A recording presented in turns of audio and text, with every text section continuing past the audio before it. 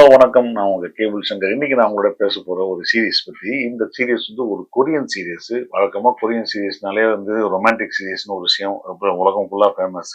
அதே போல உங்களுக்கு வந்து வயலன்டிக்கான ஹியூமன் எமோஷன்ஸ் ரிலேட்டடான சீரிஸ்ல வந்து இவங்க படங்களும் சரி, சீரிஸும் சரி, அதுக்கு தனித்துவமான சீரிஸ் இருக்கு. இந்த எயிட் ஷோ அப்படின்றது வந்து ஒரு முக்கியமான சீரிஸ்ன்னு தான் சொல்றேன். ஏன்னா இதுக்கு முன்னாடி ஸ்குவிட் கேம் பார்த்துருக்கீங்க. அந்த ஸ்குவிட் கேம் பார்த்தபோது அந்த கேம் உள்ள ஒரு வச்சு ஒரு ஒரு ஒரு வெப் சீரிஸ் பண்ணியிருந்தாங்க. உலகம் ஃபுல்லா எல்லா லாங்குவேஜ்லயும் வந்து மிகப்பெரிய ஹிட் ஆச்சு. அதே போல இந்த படமும் வந்து இந்த வெப் சீரிஸ் வந்து ஒரு கேமை பேக் ட்ராப்பா வச்சு தான் பண்ணது. இது என்ன மாதிரி கேம்னா கிட்டத்தட்ட ஒரு பிக் பாஸ் கேம் மாதிரி வச்சுங்களேன்.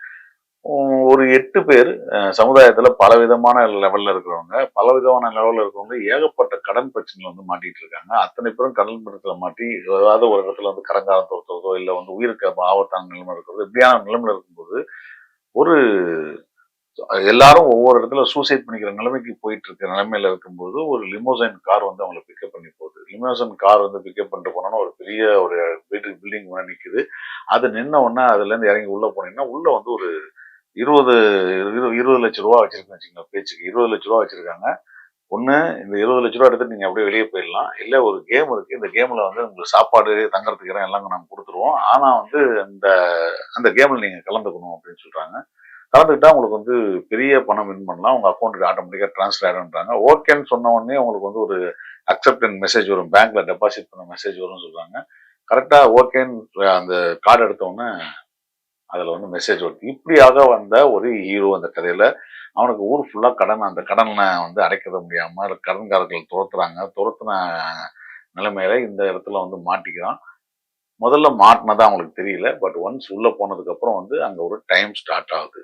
இப்போ அந்த வீட்டுல போன உடனே ஒரு தனியா ஒரு அவனுடைய லேன் வந்து அவனுடைய இது வந்து 3வது நம்பர் ரூம் அப்படின்னா அது ஒரு பெரிய ஹால் இருக்கு. எல்லாமே செட்டா இருக்கு. அதுல 8வது ஃப்ளோர்ன்றது ஒரு ஒவ்வொரு ஃப்ளோருக்கும் நடந்து தான் போகணும். 8 ஃப்ளோர் இருக்கு. அதுலயும் என்னோட 3வது ஃப்ளோர்னு சொல்லி உள்ள போறாங்க. உள்ள போனோன்னு ஒரு ஆட்டோமேட்டிக்கான சிஸ்டம் இருக்கு. எல்லாம் இருக்கு. வீடு ரூமே காலியா இருக்கு. அந்த காலியான ரூம்ல வந்து தங்க ஆரம்பிக்கிறான். குளிருது. அப்புறம் வந்து குளிருது. போர்வை விடுறான்னு கேட்டா அதுக்கு வந்து வெளியில வந்து போர்வை 100 ரூபான்னு வச்சுங்களேன். இங்க வந்து 1000 ரூபா. அது அவனுடைய வருமானத்துல சேர்த்திருக்காங்களே அது அமௌண்ட்ல கழிய ஆரம்பிச்சிடும். இப்படியான ஒரு சுச்சுவேஷன்ல வெளியே வந்து பார்த்தா இவனை போலவே 8 பேர் அங்க இருக்கிறாங்க. 8 பேரும் வந்து சரி ஓகே நம்ம விளையாடலாம் அப்படின்ற மாதிரி இது நல்லா இருக்கே இந்த கேம். நம்ம ஒவ்வொரு விஷயம் செயல்படும் போதும் அது வந்து இதுக்கு காசு வருது. எது வந்து நிறைய இம்ப்ரெசிவா இருக்கோ அதுக்கு வந்து எக்ஸ்ட்ரா காசு வருதுன்னு கண்டுபிடிக்கும் போது தான் தெரியுது. ஃபர்ஸ்ட் ஃப்ளோர்ல இருக்கிறவனுக்கு 2வது ஃப்ளோருக்கு 3வது ஃப்ளோர் இருக்கிற மாதிரி என்னுடைய பர்சன்டேஜ்ல உங்களுக்கு ஏறுதோ அதே பர்சன்டேஜ் 8வது ஃப்ளோர்ல இருக்கிறவங்களுக்கு அதே பர்சன்டேஜ் அதிகமா இருக்கு. ஸோ 8வது ஃப்ளோர்ல இருக்க ஒரு பெண் ரொம்ப அதிகமான இவங்க பண்ற எல்லா செயலுக்கும் அவங்க வந்து பெருசா சம்பாதிக்க ஆரம்பிக்கிறாங்க. இது அவங்களுக்கு தெரிய வரும்போது மனிதர்களுக்குள்ள இருக்கிற பிரச்சனை தான் உங்களுக்கு தெரியுமா? மனிதன் ஒரு ஆகப்பெரிய சல்லி புயல்னு சொல்லிட்டு ஜி நாகராஜன் சொல்லியிருக்கிற மாதிரி இந்த மனிதர்கள் ஆண் பெண் வித்தியாசம் இல்லாம எல்லாருமே வந்து மிகப்பெரிய சல்லித்தனமான விஷயங்கள் பண்ண ஆரம்பிக்கிறாங்க. குரூப்பிசம் ஆகுது. குரூப்பிசம் நடுவுல ஒரு பிரச்சனையாகுது.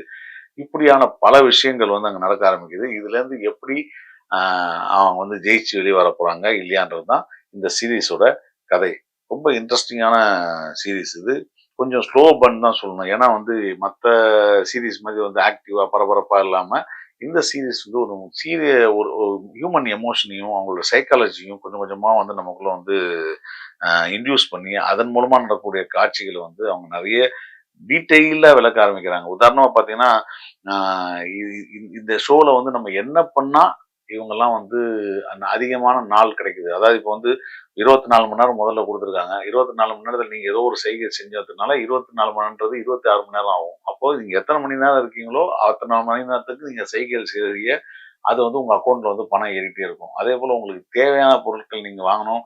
உங்களுக்கு தேவையான விஷயங்கள் வாங்க வாங்க என்ன ஆகும்னா ஆட்டோமேட்டிக்கா உங்களுடைய பணம் வந்து 100 மடங்கான விலையில இருந்து நீங்க விலை வாங்க வேண்டியிருக்கும். அப்போ ஆட்டோமேட்டிக்கா உங்களோட கடன் அடைக்கிறதுக்கான பிரச்சனை வேணும்னா நீங்க இன்னும் நிறைய நாள் இருக்கணுன்ற விஷயம். இப்போ எல்லாரும் வந்து இதுல இருந்து வெளியில போறதுக்கான ஆசைப்படுவாங்க. ஆனா இந்த ஊர்ல இந்த கதையில இருக்கவங்க எல்லாருமே உள்ளே இருந்து உள்ளுக்குள்ள நிறைய பணம் சம்பாதிச்சு வெளியே போகணும்னு ஆசைப்படுற விஷயமா இருக்கு. இந்த கதை ஐடியாவே ரொம்ப இன்ட்ரெஸ்டிங்கா இருக்கு. இது இப்படிதான் போகுன்ற விஷயம் நமக்கு தெரிஞ்சாலும் கூட இப்படிலாம் அவங்க மாறுவாங்க, இப்படிலாம் ஸ்கீமிங் பண்ணுவாங்கன்ற விஷயம்லாம் நமக்கு தெரிஞ்சாலும் கூட இந்த மனித மனங்களுடைய ஒரு மிகப்பெரிய கன்ஃபியூஷன் இருக்கு இல்லையா? அது வந்து ரொம்ப திரைகளை ரொம்ப அழகா ஃபிக்ஸ் பண்ணியிருக்காங்க. இந்த சீரியஸ் வந்து நெட்ஃபிளிக்ஸ்ல வந்திருக்கு. கொஞ்சம் ஸ்லோ பேர்ன் தான். ஆனா நிச்சயமா பாருங்க. உங்களுக்கு வித்தியாசமான ஒரு அனுபவத்தை கொடுக்கும். பார்த்துட்டு உங்க கருத்தை சொல்லுங்க. நன்றி, வணக்கம்.